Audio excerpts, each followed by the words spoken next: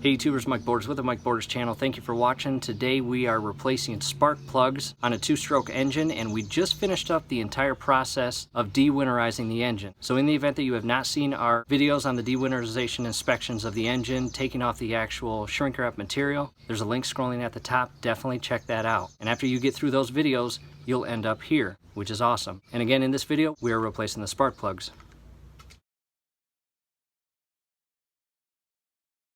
At the back of the engine now, you can see the top spark plug for the first cylinder and the lower plug for the lower cylinder.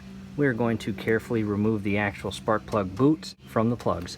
And it's important to add pull on this portion. Do not pull on this portion. You may rip this entire portion of the boot out of the actual boot socket. That would not be good. You will have to replace the entire boot.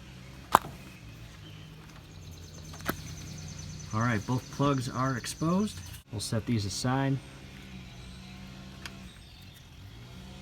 Things you will need is a 13/16 socket, a ratchet, an actual gapper, and two spark plugs, because again it is a two-stroke with two cylinders. In the event that you do not know what brand of spark plugs to get, go ahead and remove your current plugs in the engine and take those plugs to your local marina and match them up and buy the new plugs. Stay away from automotive plugs.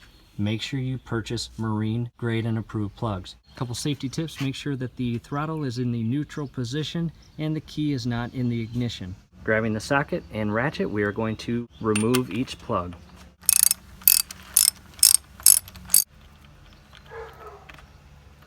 Set that aside and come back and remove the lower plug.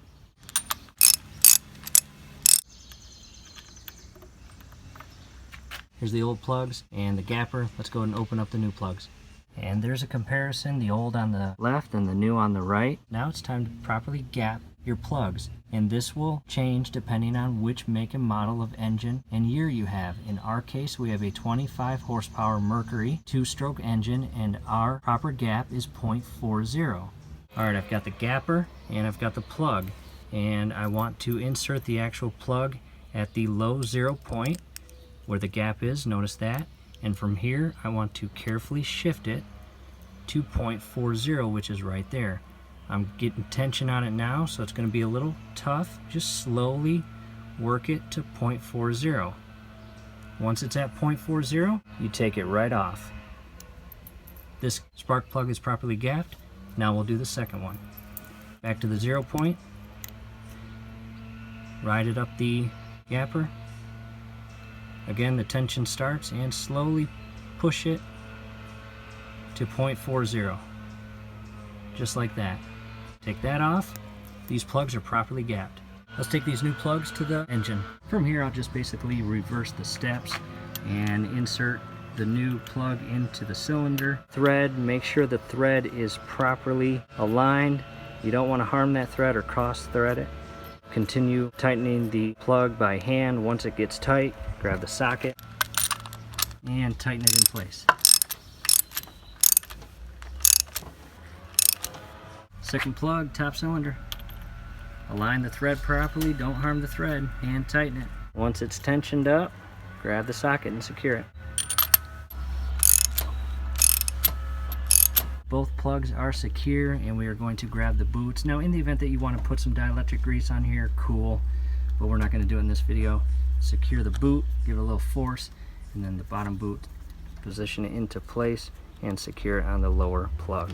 At this point, just make sure no tools are resting anywhere in the engine. And now we're going to hook up the muffs, supply the water, and we are going to start the engine and see if it runs properly, as it should, because these are new plugs. And in the event that you want assistance on hooking up the muffs and providing the water supply to the engine and starting the engine, there's a video scrolling at the top. Definitely check that out.